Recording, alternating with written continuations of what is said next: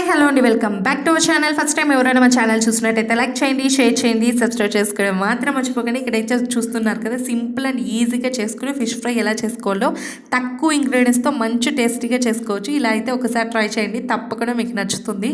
ఇక్కడైతే చూస్తున్నారు కదా, కొద్దిగా మిరప్పొడి అండ్ ధనియా పౌడర్, కొద్దిగా సాల్ట్ అండ్ టర్మరిక్ పౌడర్ అయితే యాడ్ చేసుకున్నాను. ముందుగా నానబెట్టుకున్న చింతపండు పులుపు అయితే ఇందులోకి యాడ్ చేసుకున్నాను అనమాట. మరి పులుపు ఎక్కువైనా బాగుండదు, తక్కువైనా కూడా బాగుండదు. తగినంత అయితే తీసుకోండి. మసాలా అనేది ఈ కన్సిస్టెన్సీలో ఉంటే సరిపోతుంది, మరీ లూజ్గా అయితే ముక్కకు పట్టదు కదా. సో కాబట్టి ఈ కన్సిస్టెన్సీలో అయితే కరెక్ట్గా ఉంటుంది. సో ఇక్కడ ముక్కలకు ఘాట్లు పెట్టి నేనైతే ఇక్కడ ముక్కకు అనేది బాగా పట్టిస్తున్నాను. అప్పుడే ముక్కకు అనేది లోపల వరకు వెళ్తుంది మసాలా.